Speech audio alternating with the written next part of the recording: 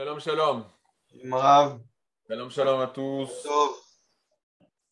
Bezrat Hashem. Et voilà. Alors, Rav, vous avez reçu les questions que je vous ai envoyées? Oui. Alors, on va commencer. Donc, questions-réponses, on a dit. Donc, Rav, on fait en sorte de rester fidèle, comme j'ai dit, aux questions écrites. Ensuite, s'il y a le temps, ceux qui veulent rajouter des questions orales. D'accord? Pour qu'il y ait un peu d'ordre. Ça marche. D'accord. Alors, est-ce que Françoise est parmi nous? Je ne crois pas. Donc, si elle n'est pas parmi nous, je vais poser sa question. Première question, Rav. Que nous apprend la Torah sur ce qui se passe en ce moment dans le monde, Ukraine, Poutine, Europe, etc., et son élargissement, les USA et Israël dans tout ça. Ok, Shavua Tov. Alors, on a un dialogue entre nous avec David Partouche et beaucoup de personnes très importantes. Pour répondre à cette question, il fallait un prophète, parce qu'il n'y a que Kaniré le Navi qui peut donner son avis. Aujourd'hui, il y a beaucoup de personnes qui disent c'est marqué ça, et ça veut dire ça, etc. On est en train, avec les élèves, d'étudier Purim. Et dans Purim, il y a quelque chose de flagrant, c'est que 500 ans après l'histoire de Purim, Rabbi Shimon Bar Yochai et ses élèves, ils sont en train de se poser la question, mais pourquoi Purim? Qu'est-ce qui s'est passé à Purim? C'est-à-dire qu'ils ont un recul d'histoire de 500 ans pour pouvoir commencer à comprendre qu'est-ce que c'est Purim. Alors c'est clair qu'une histoire comme ça, on n'a pas assez, un malheur comme ça, une catastrophe comme ça, on n'a pas assez de recul. La seule chose qu'on peut dire, c'est que le Rav Kook écrit dans Orot HaMilchama, chaque fois que tu vois une guerre dans le monde et que c'est une guerre importante, comme celle-ci, je pense, alors tu vois régler à Mashiach, les pieds, les jambes du Mashiach. C'est-à-dire que ça fait avancer le Mashiach. Il n'y a rien qui se passe dans le monde qui ne concerne pas la royauté d'Israël. Et donc ça fait avancer le processus. Alors malheureusement, ça fait avancer le processus dans les difficultés, dans la catastrophe, mais c'est sûr que le processus avance. Maintenant, de dire, parce qu'il y a ça, il y a la Géoula, je pense qu'il faut s'éloigner de ça, hein. Même si c'est des rabbins que je respecte et qui sont Yireh Shamaim, tout ce que vous voulez, souvent, ils vont dire, il y a eu ça, alors c'est sûr que la Géoula, elle arrive. Ça rappelle quoi? Ça rappelle Shimon et Sarah. Shimon et Sarah se sont mariés et tous les Mikoubalim, ils avaient dit, ils sont faits l'un pour l'autre, d'après la Gematria, d'après leur nom, d'après leur date de naissance, d'après tout, c'était le Zivoug. Mais qu'est-ce qui s'est passé? Ils ont divorcé. Ils sont allés voir les grands rabbinim, ils ont dit, mais attendez, vous avez dit que tout était fait pour nous. Et en fin de compte, on a divorcé, comment c'est possible? Le fait que vous soyez faits l'un pour l'autre, Bashamaim, au niveau de l'intériorité, au niveau du divin, ça ne veut pas dire que Akadosh Baruch Hu ne vous demande pas de l'effort pour réaliser ce potentiel. Mais la même chose, lorsqu'il y a des signes, même dans la Torah ou des choses comme ça, c'est seulement des signes, ce n'est pas des faits, c'est des signes précurseurs qui nous permettent de pouvoir réaliser pleinement les bonnes choses que Akadosh Baruch Hu nous a confiées. Donc, savoir exactement qu'est-ce qui va découler de ça, il est clair que pour nous, ça doit nous parler. D'abord, on est témoin depuis 10 dernières années, 15 dernières années de la violence au niveau des mots, des gens, des pensées, du politique, etc., etc. Et malheureusement, après, on voit que les mots, ça ne passe pas seulement par les mots, ça passe par des actes violents. Je pense que tout le monde est conscient qu'on est dans une société qui est très instable, très violente. On ne pensait pas arriver de nouveau entendre Kiev avec des tanks. Kiev, oui, je vois la tête de Félicia. Même nous, quand on était jeunes, on m'appelait Kiev. Pour moi, Kiev, c'est une ville de combat. Après, on a dit non, ça y est, il y a la paix dans ce monde. Et malheureusement, tant que la paix, elle n'est pas au Shalom Mehmet, c'est une paix, pas d'intérêt, une paix de shlemut, de perfection, de comprendre l'autre et d'aimer l'autre, il n'y aura jamais une véritable paix. Maintenant, ce qu'on pourra apprendre, nous, que Mila Bagoïm Alta Amin. Et on dit Chorma Bagoïm, s'il y a de la sagesse chez les nations, on te dit les nations ont de la sagesse, il faut y croire. Parce qu'on voit, ils ont une sagesse, ils ont développé le monde. Mais moi, je rajoute Mila Bagoïm Alta Amin. De dire que les nations, elles ont un mot, une parole, voilà, une parole, alors n'y crois pas. N'y crois pas. C'est-à-dire, on voit l'OTAN, OTAN emporte le vent, tu peux avoir toutes les brites, tu peux avoir toutes les alliances. C'est la seule alliance qu'on a, c'est avec Ribono Shel Olam. Et À chaque fois, on parle de ça. Heureux le peuple qui est le peuple d'Israël d'aujourd'hui, qui a une armée forte. Une fois, on avait posé la question avec le Rav Aviner. Il fait, Rav Aviner, comment faire tchouva aux nations? Comment apprendre que les nations ne viennent pas faire la guerre à Israël? Comment les nations veulent à aimer Israël? Alors, il dit avec une balle de 18 mm. Première des choses, c'est être fort. Face aux nations, il faut être fort. Et la force extérieure que les nations, justement, elles vont avoir peur d'Israël, ça va peut-être, au bout d'un certain temps, faire comprendre la grandeur d'Israël intérieur. C'est pas seulement, on n'est pas là pour faire des guerres, on sait shalom, on est là pour faire la paix. Mais avant, c'est clair qu'il faut passer par une étape d'être fort militairement et d'être protégé militairement. Et ça, c'est le rationnel de Kadosh Bokhu. C'est là. Ok, merci beaucoup. Est-ce que vous avez des Et la questions deuxième par rapport à question. ça? Parce qu'aujourd'hui, tous les élèves ils m'ont dit, mais il y a marqué ça, il y a un rabbin qui a dit ça, il y a un rabbin. Je vais vous expliquer aussi une chose personnelle, c'est un peu dur, mais je vais le dire parce qu'on est entre nous. Il y a certains rabbinim qui ont dit, et je connais ces rabbinim, c'est des gens bien, hein, c'est des gens, comme j'ai dit aux élèves, tu peux les écouter en Ilchot Shabbat. Les lois de Shabbat, je peux écouter ce Rav. Je peux écouter ce Rav quand il me parle même de Yirat Shamayim ou comment faire sa tefila, je peux l'écouter. Mais quand il parle de la libération d'Israël, la Géoula, alors qu'il ne voit pas, par exemple, dans l'État d'Israël, la Géoula, il ne voit pas que Kadosh Bokhu, après 2000 ans, il nous ramène en Eretz Israël comme Géoula, il ne voit pas qu'il a rassemblé les Juifs du quatre coins du monde pour nous retourner en Israël et pour faire un État, il ne voit pas la grandeur de l'armée d'Israël, il ne voit pas toute cette lumière, alors je pense qu'il ne peut pas comprendre qu'est-ce qui est en train de se passer dans les événements historiques. Parce que dans les événements historiques aussi grands, il n'y a pas besoin de petits signes qui est marqué dans le Gaon de Vilna. Le Gaon de Vilna, c'est énorme, mais étudie la Torah d'une Gaon de Vilna pour voir que le retour d'Israël sur sa terre aujourd'hui, au niveau politique, au niveau de l'armée, ça fait 550 ans que Kadosh Bokhu, il nous pousse vers la Géoula. Alors, ok, une guerre qui se passe, il faut comprendre en quoi c'est dans le processus. Et ça fait bien, bien longtemps que le processus est arrivé. Se réveiller maintenant, c'est un peu tard. Il n'y a jamais tard, il faut toujours rattraper, mais toujours rester dans. Il y a marqué ça dans un livre, il y a marqué ça. Rappelez-vous, on n'est pas le peuple du livre. On est le peuple d'une Torah qui est vécue, qui est vivante. Et aujourd'hui, bon, Hachem, on vit la Géoula d'Israël. Alors, on rentre dans une vie, il y a des passages difficiles, il y a des crises, mais on vit. Ça, c'est le talir. Ça, c'est le processus de la Géoula. Ken Yaakov, quoi d'autre? Maintenant, Youssef, je vous invite à poser votre question. Oui, alors bonjour Rav et merci pour tout ce que vous nous transmettez. J'ai une question à vous poser aujourd'hui. C'est à tiroir, j'ai mis plusieurs questions et c'est sur vous, sur votre métier, enfin votre fonction en tant que Rav. J'aimerais savoir, selon vous, qu'est-ce qu'un Rav? Quelles sont ses attributions? Quel est son parcours pour en arriver là? Dispose-t-il d'un justificatif, d'une théouda qui sanctifie et authentifie son acquis? Et qu'est-ce qu'un bon Rav?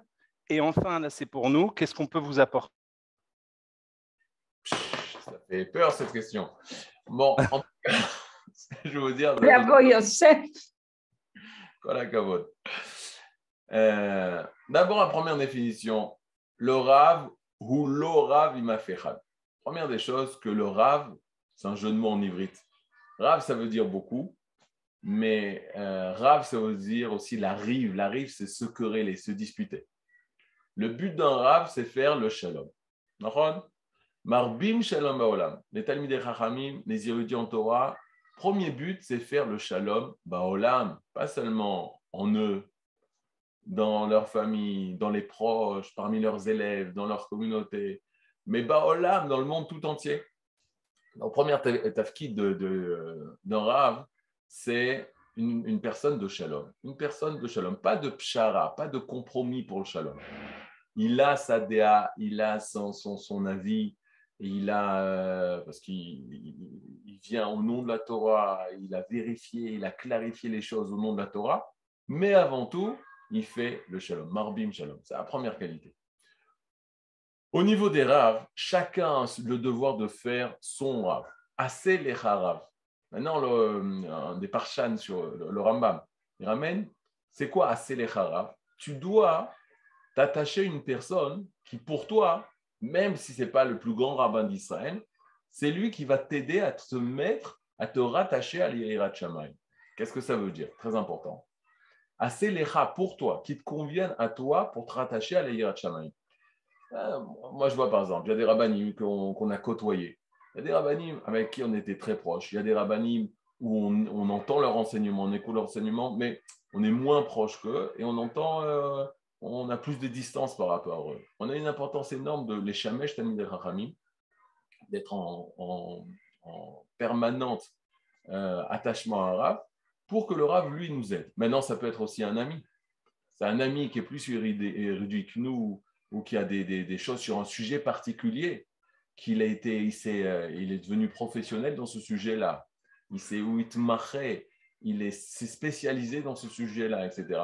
Alors, on peut être le Rav. Je vous rappelle juste, dans les grands rabbanim, il y avait Rabbi Yosef Karo, c'était le maître de Rabbi Shlomo Alkabetz qui a écrit le Lechadodi en Halacha, mais c'était l'élève de Rabbi Shlomo Alkabetz en Kabbalah.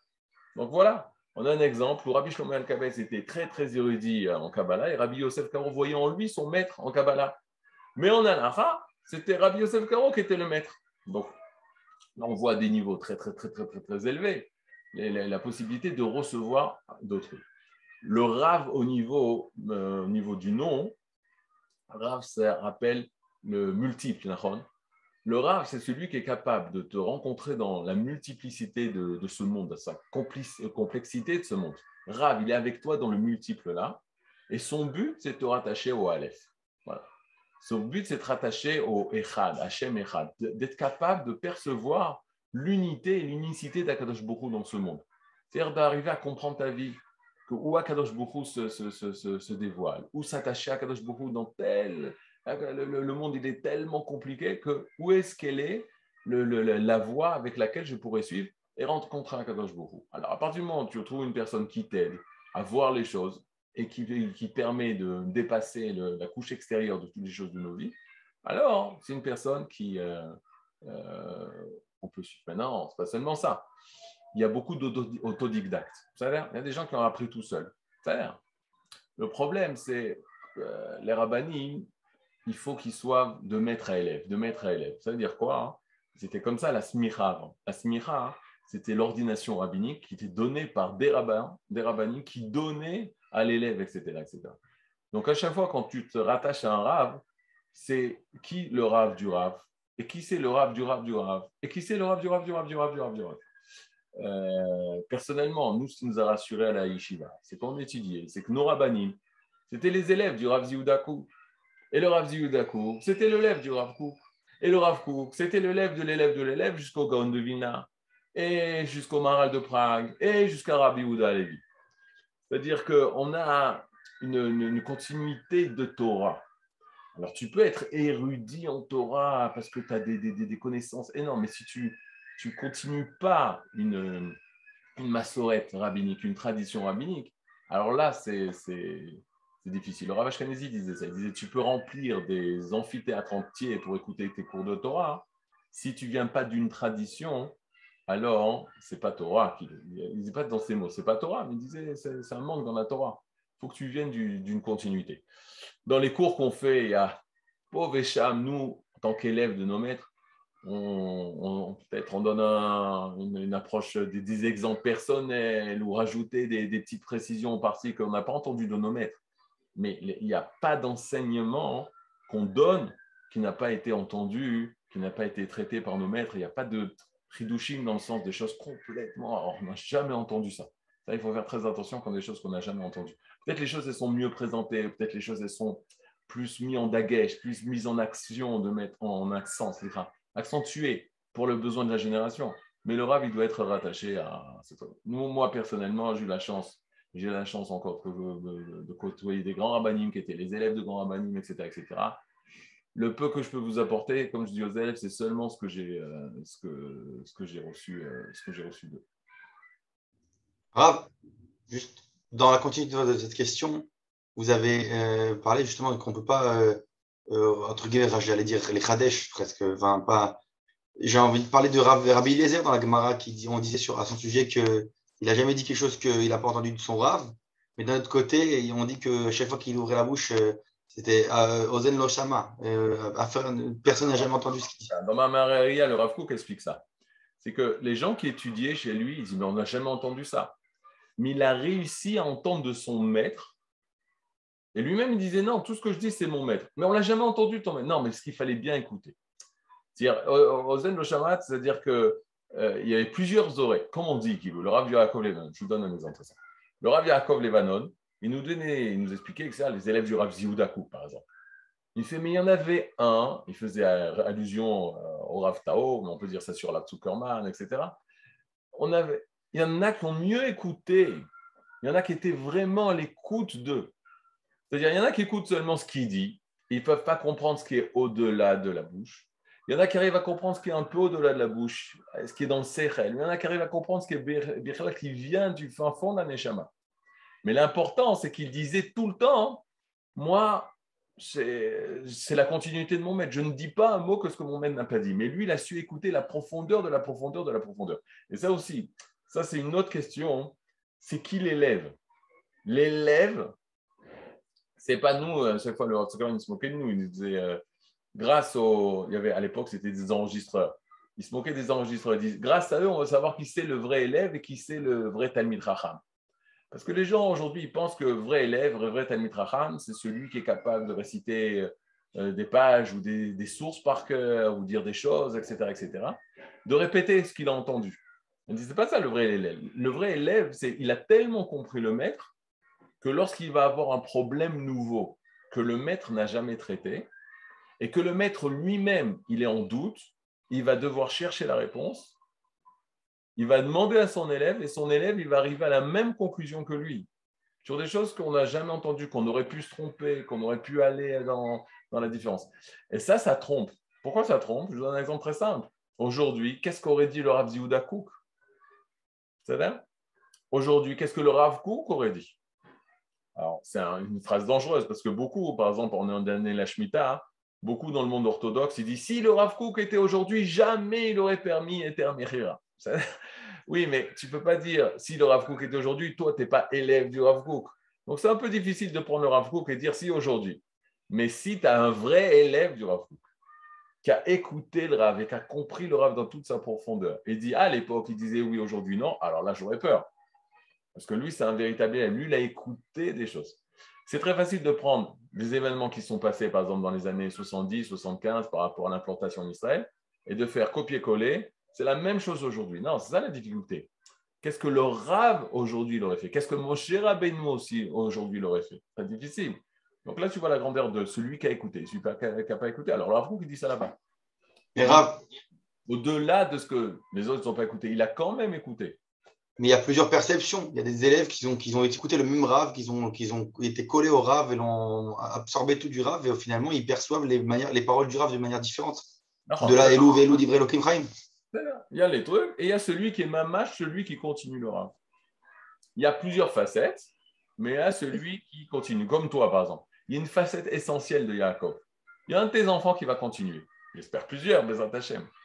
Mais sinon, tous tes autres enfants, c'est plusieurs facettes. Mais il y a, c'est celui, c'est Aom, écoute la phrase, c'est Aomer Chaim Shelcha. En hébreu, c'est magnifique cette phrase. Je ne sais pas comment on dit, peut-être en français, il y a une belle expression comme ça.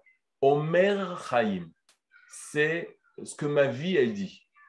Ce que ma vie, elle dit. L'essentiel de ta vie. Il y a plusieurs facettes. Le Rav Yehuda, c'était aussi un grand lamdan dans Gemara. Comment je veux dire? Mais sa vie l'a consacrée à autre chose pour le peuple d'Israël. Alors, par exemple, les Talmidim, sans donner de nom aujourd'hui, alors ce n'est pas ceux qui vont nous enseigner la Gemara, ceux qui vont nous enseigner la Emouna. Mais le Rav Yehuda, il ne pouvait pas enseigner la Gemara. À Merkaz Harav, il y a un grand Talmid Chacham énorme qui ramène tout le temps les psakim, et Ma'amik Bagmara, Bememekorot, etc. au niveau ilchati. Le Rav Yehuda. Et il tire ça du Rav Yehuda parce que le Rav Yehuda aussi, il était comme ça.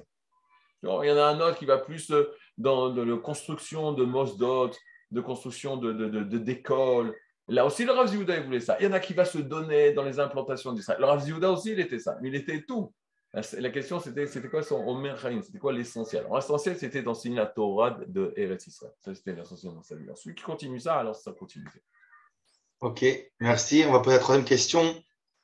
Le Hana Bekoar évoque Kra Satan. Existe-t-il des références sur ce nom d'Hachem?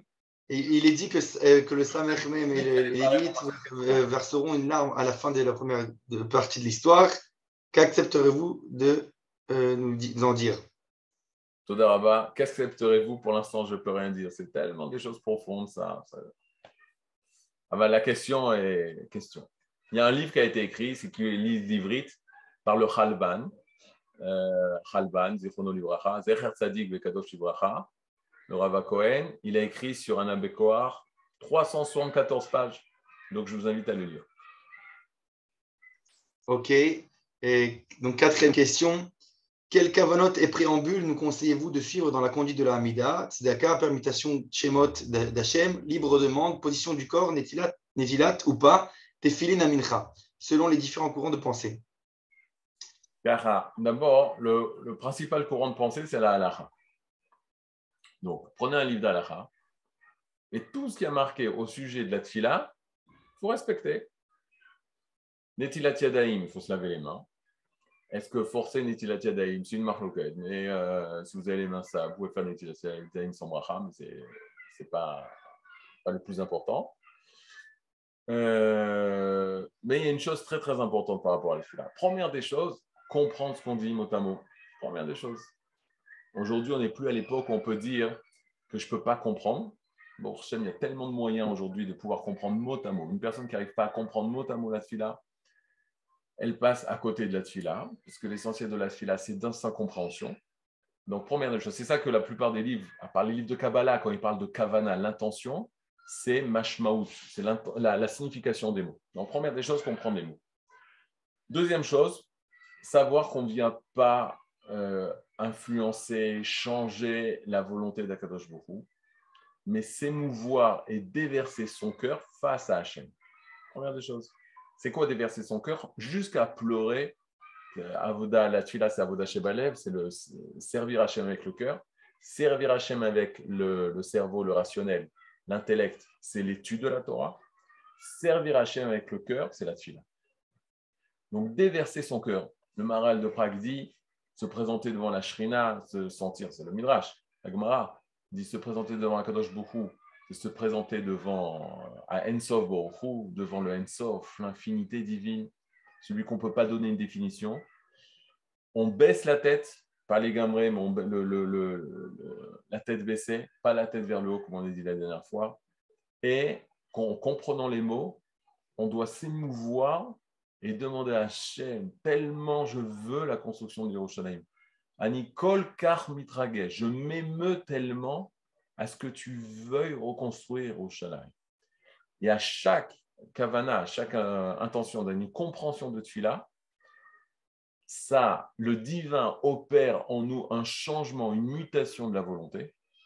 Il opère mamash en nous, on change, il nous fait changer notre volonté, que d'une personne que j'étais avant la Tfila, où la ville de Yerushalayim ne m'intéressait pas, où le shalom ne m'intéressait pas. À la fin de la tfila, je suis devenu une autre personne parce que ma volonté, mon ratson a totalement changé. Il a grandi. Il s'intéresse aux 13 volontés qui sont dites dans la tfila, aux 13 volontés divines, qui sont les volontés du Echad, qui sont les volontés de l'unité, qui sont les volontés essentielles du divin sur cette terre. Et toutes les volontés que nous avons personnelles, il faut essayer de les rattacher à toutes les 13 volontés. Par exemple, une personne qui veut réussir dans l'éducation de ses enfants. Je veux tellement que tu m'octroies, que tu me donnes gratuitement le da'at pour comprendre et comprendre les choses, et être un meilleur père. Je veux tellement être un père qui pardonne à ses enfants et qui ne soit pas kabdan, et qui ne soit pas exigeant, etc.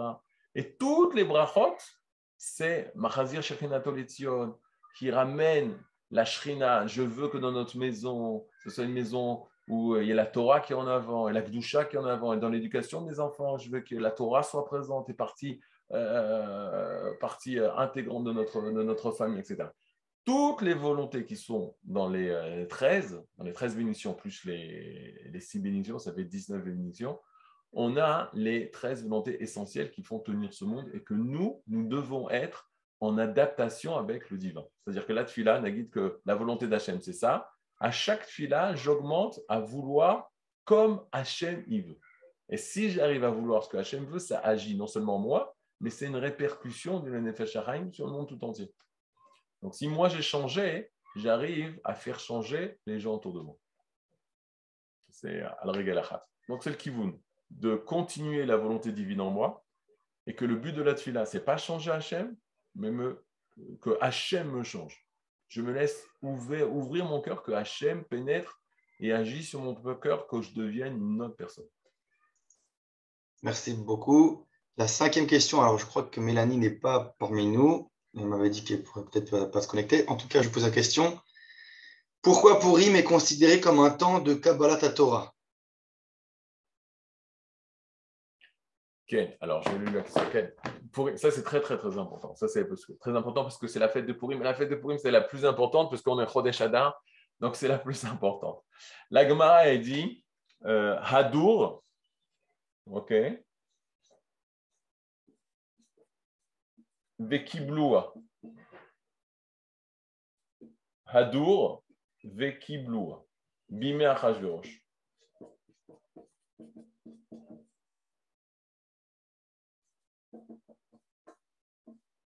Ok, dans Shabbat Pechet, page 88 du traité de Shabbat, il y a marqué Hadour vekibloua bimé Achashverosh. Hadour, de nouveau, ils sont revenus, de nouveau, on peut traduire tout simplement. Vekibloua, ils l'ont accepté, bimé Achashverosh, à l'époque de Achashverosh. De quoi on parle? C'est qui ils l'ont accepté? C'est qui elle? C'est la Torah. Maintenant, l'Agmara d'avant, elle dit la chose suivante, accrochez-vous. Elle dit que Akadosh Baruch Hu, il a pris la montagne du Sinaï, il a renversé sur l'âme Israël, il les a forcés à recevoir la Torah. Kafa aleem har kikigit. Il a renversé la montagne, il les a forcés à recevoir la Torah, comme on renverse une cuvette sur quelqu'un. Et il les a dit, soit ken tekablu ta Torah, mutav, ça sera bien. Si vous recevez la Torah, c'est très bien. Imlav, sinon sham te'eg voatrem. Là-bas sera votre sépulture. C'est-à-dire vous mourrez. Soit vous acceptez la Torah, soit vous mourrez. C'est-à-dire, aux nations, il n'a pas fait ça. Aux nations, il a proposé la Torah, d'après le Midrash, et elles ont tout le temps trouvé une excuse. Ishmaël a trouvé non, l'Otixol, il y a marqué dans la Torah, tu ne voleras pas. Ishmaël dit non, pas possible. À Germania, aujourd'hui les Russes, tu ne tueras pas. Non, c'est pas possible, etc., etc. Il n'y a que nous qui nous a forcé à recevoir la Torah. Donc on s'étonne. La Gemara dit, de là on a la possibilité de chaque juif à dire s'il faute et que Kadosh Baruch Hu lui demande des comptes à ses fautes. Alors la Gemara donne une expression, Moda'a Rabba Leoraita. C'est une grande déclaration pour la Torah. Rashi explique, chaque juif il pourra dire qu'il a été contraint et forcé de recevoir la Torah. Donc, chaque juif a une excuse de dire pourquoi je n'ai pas respecté la Torah, contraint et forcé, désolé. Je n'ai pas respecté une chose qui est contrainte et forcée. Truc de fou. Maintenant, ça c'est ce que la Gemara a dit. La Gemara arrive, fait oui, mais c'est vrai jusqu'à Purim. À Purim, Hadour, de nouveau, Kibloua, ils l'ont accepté, Bimé Achashverosh. Ils l'ont accepté par volonté, volontairement, à l'époque de Purim. Donc déjà, là on a la réponse. C'est à Purim que de nouveau, on va accepter la Torah, mais cette fois, par notre propre volonté. Jusque-là, ça va? Mais il y a un problème. C'est quoi le problème? C'est que là aussi, on a été contraint et forcé. Soit Aman, soit la Shoah de Haman, soit la Torah. Donc, on ne peut pas dire qu'à Purim, on a accepté volontairement. Là aussi, on a été contraint et forcé. Et je m'étonne parce que très peu de personnes parlent de ça, et ça me paraît très, très simple. La chose, elle est comme ça. À Purim, il s'est passé un événement extraordinaire qui ne s'est pas passé depuis la nuit des temps ou depuis le premier jour où on nous a donné la Torah. C'est quoi? C'est qu'est-ce que va faire Mordechai et Esther à Purim? Il va pour la première fois rajouter des mitzvot. C'est la première fois où il y a cette notion de mitzvot des rabbanan, ou mitzvot sofrim, des scribes, des sages, c'est-à-dire les sages de l'époque. Mais ce n'est pas écrit dans la Torah. C'est quoi les mitzvot? De lire la Megillah, Kriyat Megillah, de mishloach manot, de faire des manotes de mets entre nous, matanot laevionim, de donner de l'argent aux pauvres, et de faire la Séouda le jour de Purim. Et ils vont ils vont instituer une nouvelle fête qui n'existait pas dans le calendrier. Pessah, Shavuot, Sukkot, etc., Kippour, Rosh Hashanah, tout ça, c'est Deoraita, c'est Minatora. Mais la première fois où des Chachamim vont rajouter une fête positive, pas des jeunes comme avant, une fête positive avec des mitzvot dans lesquelles tu vas dire Asher kideshanu bemitzvot avetzivanu mitziva. Qui nous a ordonné? C'est Mordechai et Esther qui nous ont donné, c'est pas Hachem. Non, c'est Hachem par Mordechai et Esther. Et là, je vous donne un exemple très simple que je donne aux élèves. Où on le force. Vous voyez ici? C'est un contrat. OK? Et on vient, Poutine vient et il menace, tu signes le traité de paix. C'est-à-dire, il signe le traité de paix. Quelques années plus tard, 100 ans plus tard, ils viennent, ils rajoutent des lignes. OK? La personne qui a été menacée, Shimon Agid qui a été menacé, qui avait signé contrat forcé. Après, il dit, moi, à ça, je rajoute ça et je signe. Le rajout qui a été fait de manière volontaire, c'est-à-dire de sa propre volonté, ça vient quoi? Ça vient accepter aussi tout ce qui a été dit précédemment. Et bien, c'est exactement ce qui s'est passé. À Purim, en fait, du fait que nous, on a décidé, et qu'on le Ham Israël ou Kibel, Kimou va chez Kiboul, alors la Gemara a dit, on a accepté de nouveau des mitzvot pour rajouter sur toutes les mitzvot de la Torah. Ça veut dire que même les mitzvot de la Torah, on les a acceptés. Alors, ça, c'est le secret. C'est qu'à Purim, il y a eu une Torah qui vient de nous qui s'est révélée. Waouh! Alors, c'est pour ça que j'ai lu la question, c'est pour ça que c'est important. C'est pour ça que c'est éternel, parce que ça vient de nous. Qu'est-ce qui est plus beau? Ce que les enfants ils font parce que les parents ils ont forcé, contraint et forcé, ou les enfants ils dévoilent la volonté intérieure de leurs parents sans que les parents ils aient rien dit. Alors c'est beaucoup plus beau, parce que là on a le ratson, le vrai ratson, la vraie volonté. Donc c'est pour ça que c'est éternel. Donc vous avez répondu en même temps à la 10e question. J'ai répondu à la 2e question. J'ai pu le faire, c'était... Et j'en profite alors par rapport à ce que vous venez de dire. Ça me rappelle un peu le fait que les Hasagot Haravad sur le Rambam ou alors le Réma, par exemple sur le Shulchan Aruch, que le fait qu'il a écrit dessus, ça accepte sur le support. Le Ravad, il a des petites annotations, petites phrases contre le Rambam. Et au niveau de la psycha, quand on dit le Rambam a écrit ça, alors on dit non, c'est pas seulement le Rambam, c'est le Rambam et le Ravad, c'est 2 poskim. On considère comme 2 poskim. Pourquoi? Parce que le Ravad, il n'a rien dit. S'il n'a rien dit, c'est-à-dire qu'il a accepté. Parce que quand il dit, il dit. Et de là, une bonne leçon pour le Shlom Bayit. Quand ta femme te dit rien, c'est magnifique, vous êtes d'accord, vous êtes 2. Magnifique. Ok, merci beaucoup, Rav. La prochaine question, donc la 6e, l'anonyme aussi. Quelle est la réelle différence de prier en minyan ou seul? Waouh, c'est dur ça. Il n'y a pas de prière seule. L'agma, à l'époque, il y avait une prière seule. Pour les femmes, c'est différent. Pour les femmes, je rassure. Pour les femmes, c'est différent. Et je vais vous expliquer pourquoi. Mais avant, il y avait une prière seule. La plupart des prières étaient toutes seules. Avant, c'est à l'époque du premier temple. Ouais. Ensuite, la Gemara dit Share Tfila nin alou. Les portes de la prière se sont fermées. Et parce que les portes de la prière se sont fermées, alors on est obligé de prier avec le minyan.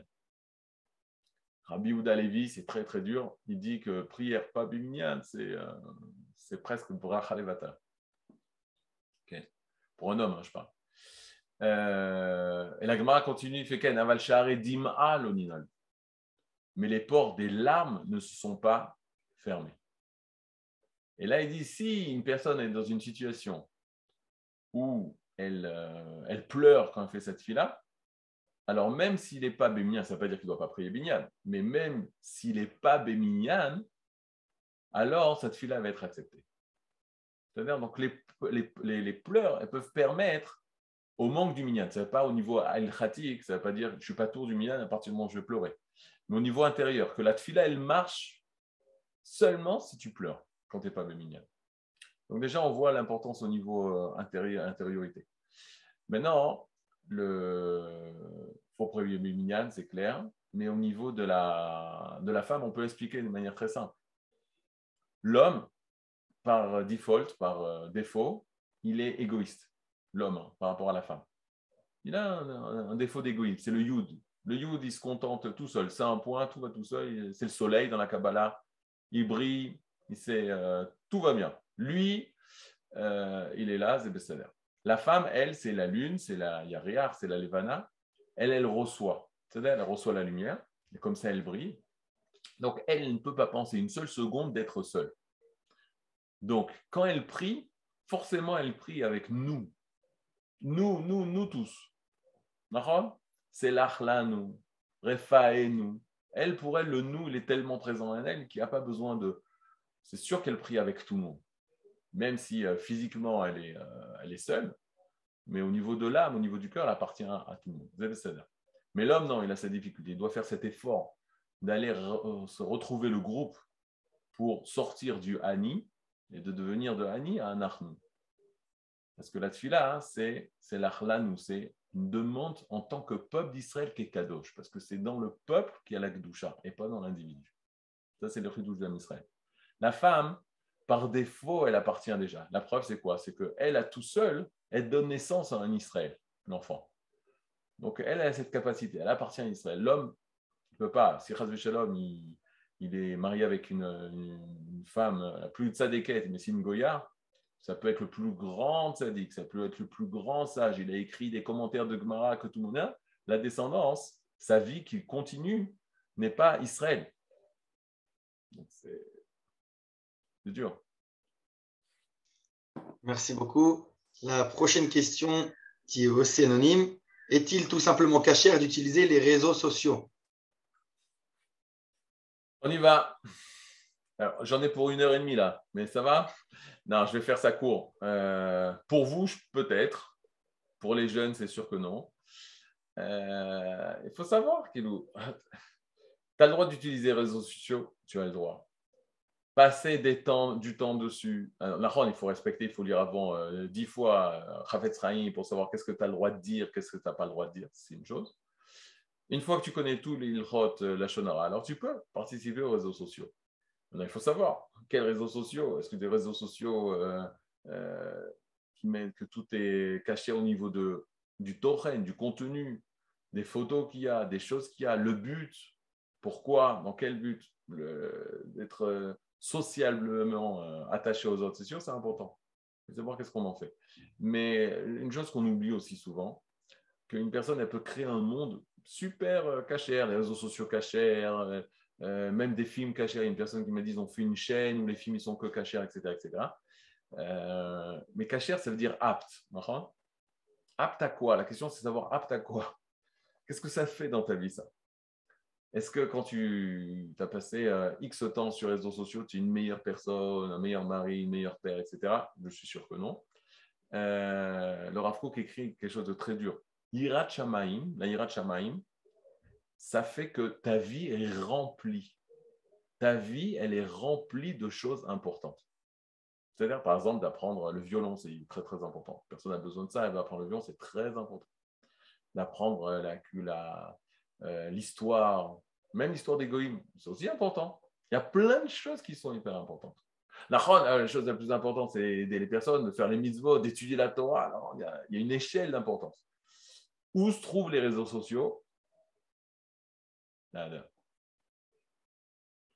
Et ça apporte atteinte à notre Yirat Shamaim. Si notre Yirat Shamaim, elle ne fait pas des choses qui sont concrètes, qui construisent le monde, qui font que sa vie, elle est pleine de sujets, plein de inyanim, le Rav Kook écrit. Malé, plein de inyanim, plein de choses, tout le temps occupé parce qu'il fait tellement de choses.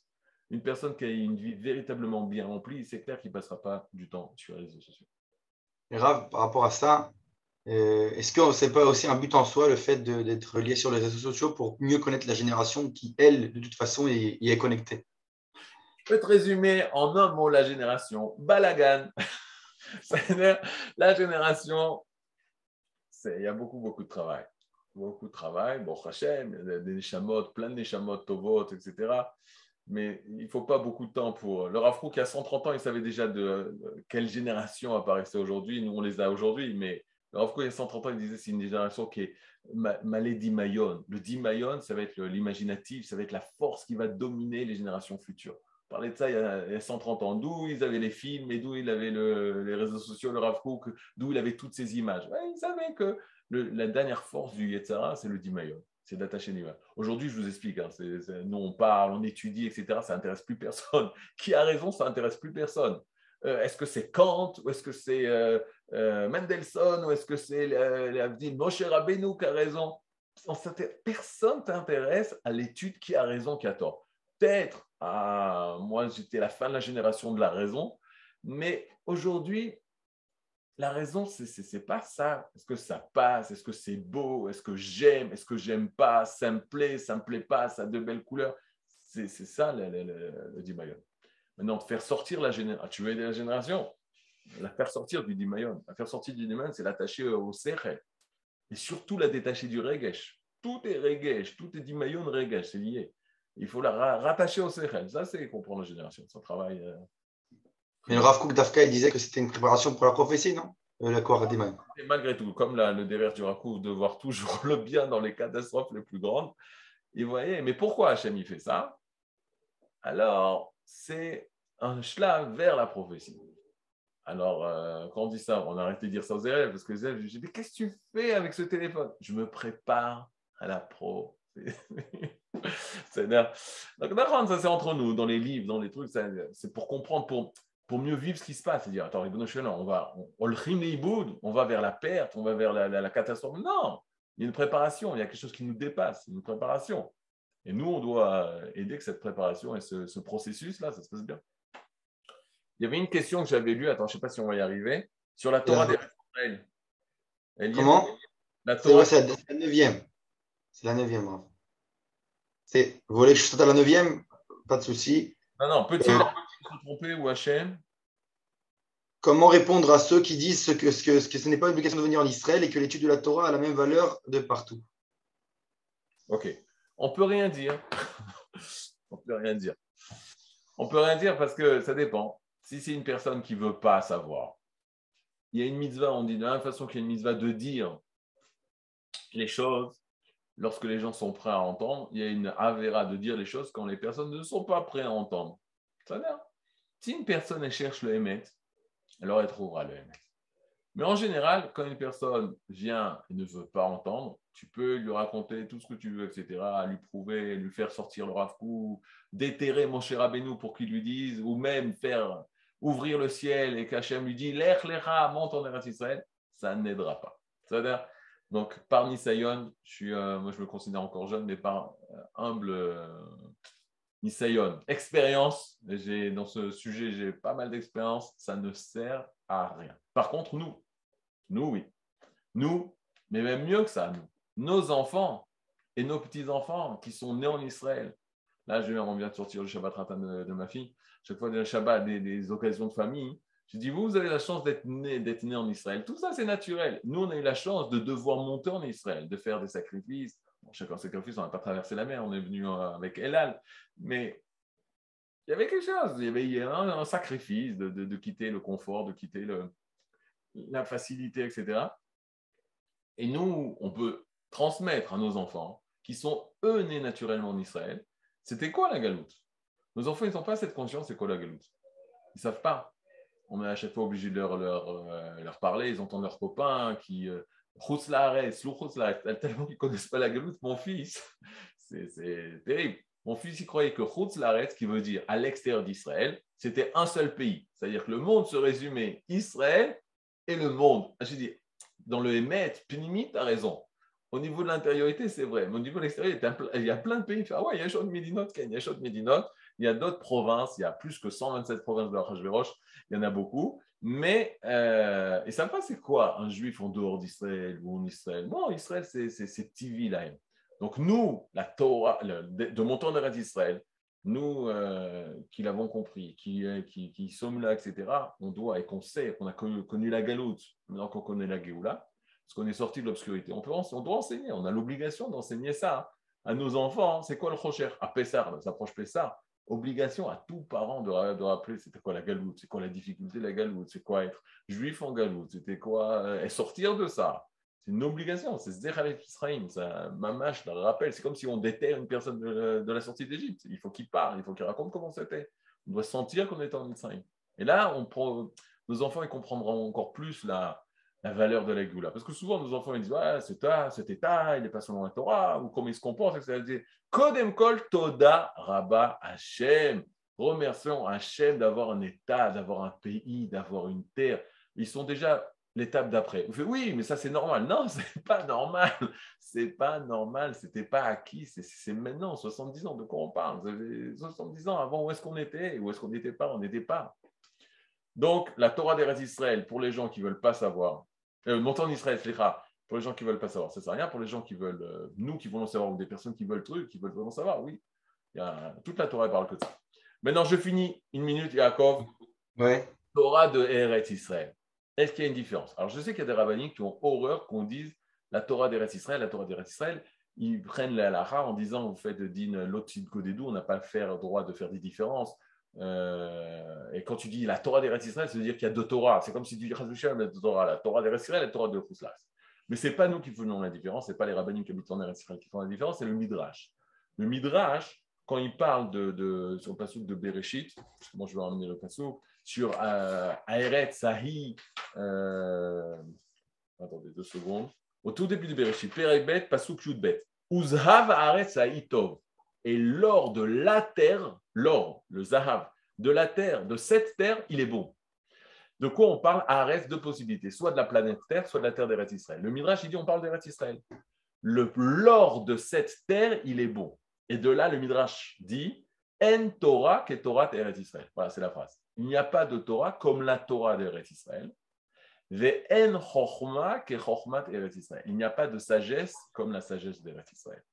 Donc on voit une préférence d'Eretz Israël. Pourquoi? Parce que voilà, contrairement à ce qu'on disait tout à l'heure, le dimayon, etc., ici, le dimayon, il est zar. Ici, l'imaginatif, donc cette capacité de recevoir la prophétie, il est pur. Si tu vois la Torah comme une science, alors tu ne vois pas de différence au niveau du climat, de la terre, etc., où j'étudierai la Torah, je peux étudier la Torah, n'importe où dans le monde. Mais si tu vois la Torah comme ora'a, comme enseignement prophétique, alors là, tu vas chercher l'endroit le plus propice pour recevoir le message prophétique. Or, la prophétie, on étudie le Kuzari ensemble, on va le voir, c'est seulement en Eretz Israël ou pour Eretz Israël. Mais c'est en Eretz Israël, c'est Eretz Nevoah. Quand tu es en dehors du pays d'Israël, tu ne peux pas recevoir la prophétie. Et donc, Bezrat Hashem, nous continuons. Sefer HaKuzari de la semaine prochaine. Toda. Merci beaucoup, Arav. Les voix de Rabbi. Shavua Tov les Koulam. Shavua Tov. Rabbi Yaakov, parce qu'aujourd'hui, je ne savais pas si c'était bien de faire des questions, mais c'était une bonne initiative. C'est un Echman Dog. On pourra recommencer, Bezrat Hashem. Amen. Kol Tov, Shavua Tov Lachem. Shavua Tov, Arav.